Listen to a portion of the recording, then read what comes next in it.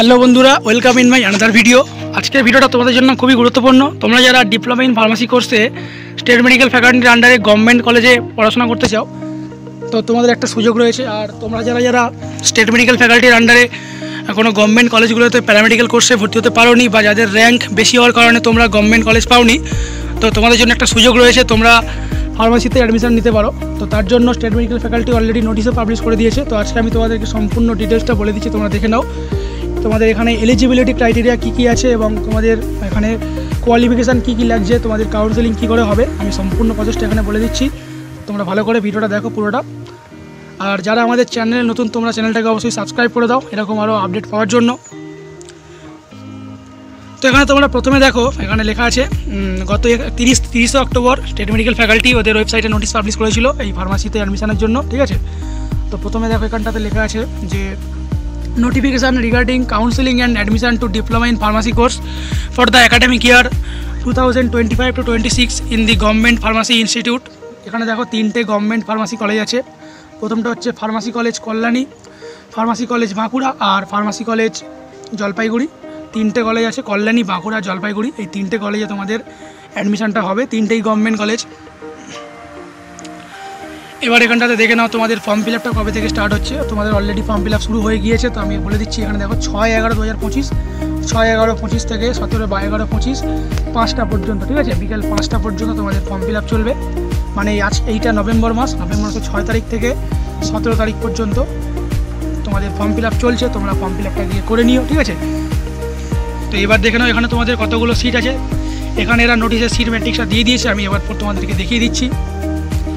প্রথমে দেখো এখানটাতে ইনস্টিটিউট অফ কল্যাণী, ঠিক আছে। কল্যাণীতে এখানে দেখো প্রত্যেকটা কলেজেই general seat, SC, ST, OBCA, OBCB, যারা ফিজিক্যালি হ্যান্ডিক্যাপ্ট আর EWS এবং কি TFW প্রত্যেকটা ক্যাটাগরিতে সিট রাখা আছে। এবার দেখো প্রত্যেকটা কলেজে এখানে 69টা করে সিট আছে। যেমন কল্যাণীতে সিট আছে 69টা, বাঁকুড়াতে সিট আছে 69টা, আর তোমার জলপাইগুড়ি এখানে সিট আছে 69টা, ঠিক আছে। তো টোটাল তিনটে কলেজে তোমাদের 207টা সিট আছে। তিনটে কলেজে টোটাল 207টা সিট, এবং এই 207টা সিটে তোমাদেরকে অ্যাডমিশন করাতে হবে। তার জন্য তোমাদেরকে আগে ফর্ম ফিল আপ করতে হবে, তারপরে তোমাদের মেরিট লিস্ট বেরোবে। সেই মেরিট লিস্টের বেসিসে তোমরা কাউন্সেলিং করবে এবং তোমাদের অ্যাডমিশনটা হবে, ঠিক আছে।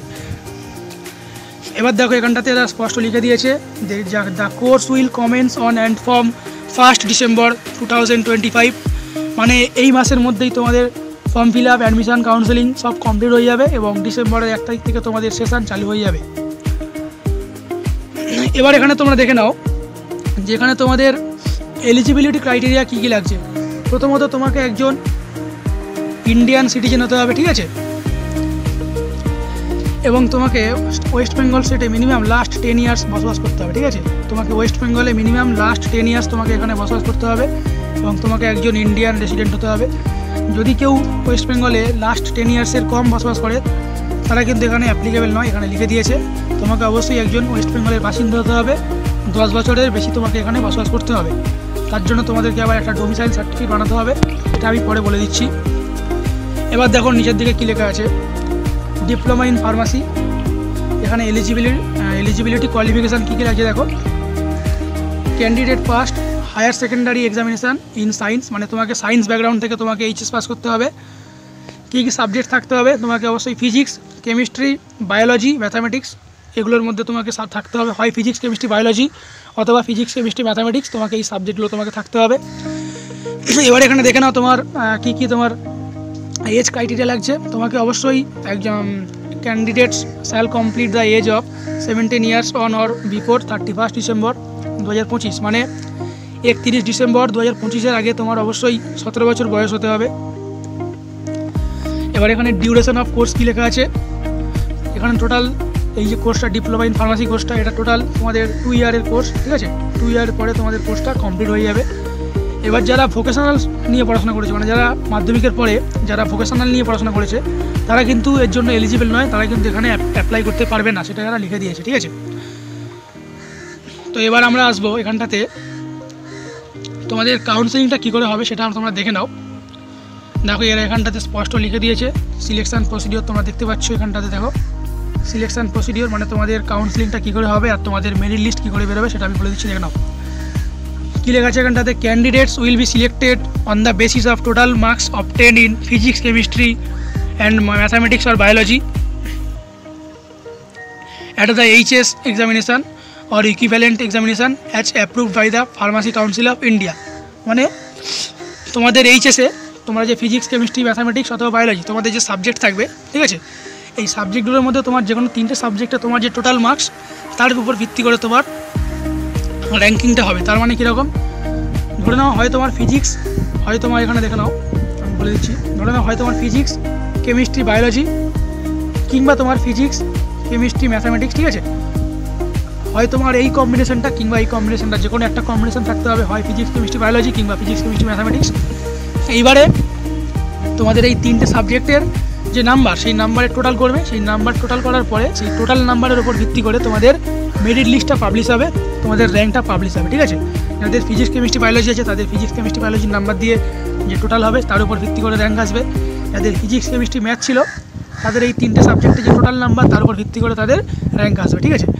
এবার ধরে নাও যাদের ফিজিক্স, কেমিস্ট্রি, বায়োলজি, ম্যাথামেটিক্স 4টেই ছিল, সেক্ষেত্রে যে 3টে সাবজেক্টে সবথেকে বেশি থাকবে সেই 3টে সাবজেক্টের টোটাল মার্কসের উপর ভিত্তি করে তোমাদের মেরিট লিস্টটা পাবলিশ হবে, ঠিক আছে।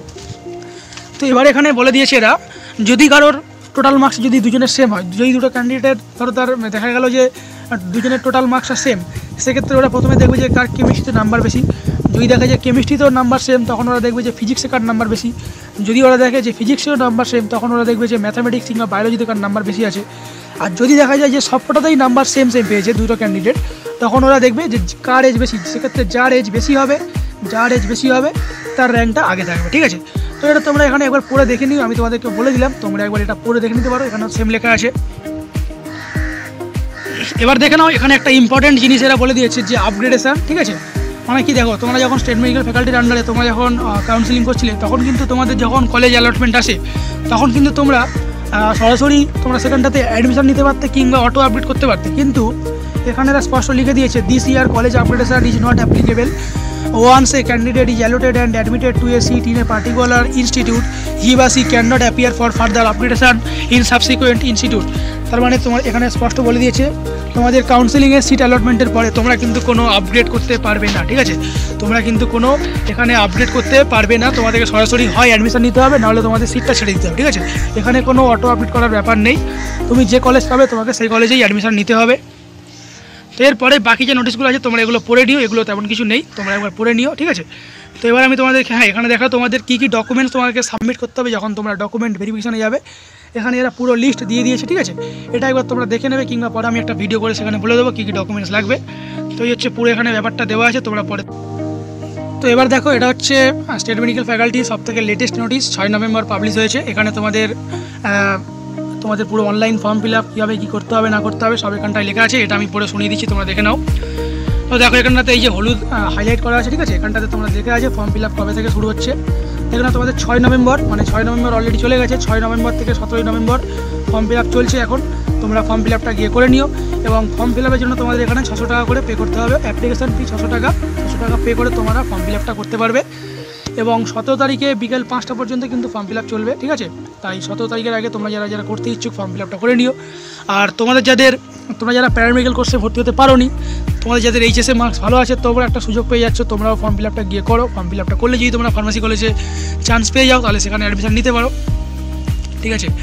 তো এবার তোমরা এখানে দেখে নাও তোমাদের অনলাইন অ্যাপ্লিকেশনটা কী করে করতে হবে সেটা এখানে লিখে দিয়েছে। দেখো এখানে 1 নম্বরে লিখেছে তোমাকে প্রথমে আগে অফিসিয়াল ওয়েবসাইটে গিয়ে 600 টাকা আগে পেমেন্ট করতে হবে, ঠিক আছে। 600 টাকা পেমেন্টের পরে তোমার একটা পেমেন্ট রিসিপ্ট জেনারেট হবে, সেটা তোমরা ডাউনলোড করবে। ডাউনলোড করে নেওয়ার পরে তোমরা এই পেমেন্ট রিসিপ্টটা আবার সাইটে গিয়ে আপলোড করবে, ঠিক আছে। আবার সাইটে গিয়ে আপলোড করবে। আপলোড করার পরে তোমাদের অ্যাপ্রুভাল আসবে, এবং অ্যাপ্রুভাল আসার পরে তোমরা ফর্ম ফিল আপটা করতে পারবে। তারপর তোমরা ফর্ম ফিল আপ করতে পারবে, ঠিক আছে। তার মানে কি, প্রথমে আগে তোমরা 600 টাকা পে করলে, পে করার পরে তোমাদের পেমেন্ট রিসিপ্টটা জেনারেট হবে, সেটা তোমরা আবার সাইটে গিয়ে আপলোড করবে। আপলোড করার পরে তোমরা ফর্ম ফিল আপটা করতে পারবে। এবার এরা একটা এখানে ইম্পর্টেন্ট জিনিস লিখে দিয়েছে, দেখে নাও 2 নম্বরে লিখেছে, the same mobile number as declared by the concerned applicant during payment of application fee of 600 is required to be mentioned in the application form.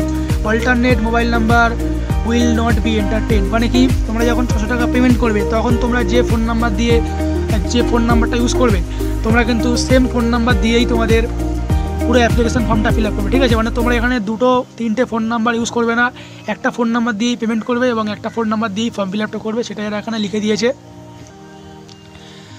এবার দেখে নাও এরা পরের পেজে এখানে কী লিখেছে, ঠিক আছে। বিভিন্ন আপডেটগুলো তোমাদের এখানে দেখো, তোমাদের মোবাইল নাম্বার, ইমেল আইডি, ঠিক আছে। তোমাদের মোবাইল নাম্বার, ইমেল আইডি, সেখানে তোমরা আপডেটগুলো আরও পেয়ে যাবে, যেগুলো ফার্দার আপডেট, ঠিক আছে। এবার 17 তারিখের পরে 17 তারিখ তোমাদের ফর্ম ফিল আপ শেষ হয়ে যাচ্ছে। তারপরে ওরা আবার নোটিশ দিবে, সেই নোটিশে লেখা থাকবে যে তোমাদের মেরিট লিস্টটা কবে বেরোবে, ঠিক আছে। তোমাদের মেরিট লিস্ট পাবলিশ হয়ে যাওয়ার পরে তার বেসিসে তোমাদের অনলাইন কাউন্সেলিং হবে, ঠিক আছে। অনলাইন কাউন্সেলিং হবে, সেই কাউন্সেলিংয়ের মাধ্যমে তোমরা সরাসরি অ্যাডমিশন নেবে, ঠিক আছে। এই হচ্ছে পুরো প্রসেসটা। অ্যাডমিশন নেওয়ার পরে তোমাদের ডিসেম্বরের 1 তারিখ থেকে তোমাদের ক্লাস স্টার্ট হয়ে যাবে, ঠিক আছে। তো এই হচ্ছে পুরো প্রসেসটা। তোমরা যারা ফর্ম ফিল আপ করতে ইচ্ছুক, গিয়ে ফর্ম ফিল আপটা করে নাও। 600 টাকা দিয়ে ফর্ম ফিল আপ করতে হচ্ছে। তো আজকের ভিডিওটা পুরোপুরি এই পর্যন্ত। যদি তোমাদের ভিডিও ভালো লাগে অবশ্যই তোমরা একটা লাইক করে চ্যানেলটাকে সাবস্ক্রাইব করে দেবে এরকম আরও গুরুত্বপূর্ণ আপডেট পাওয়ার জন্য। তো ধন্যবাদ, দেখা হচ্ছে আরেকটা নতুন ভিডিওতে।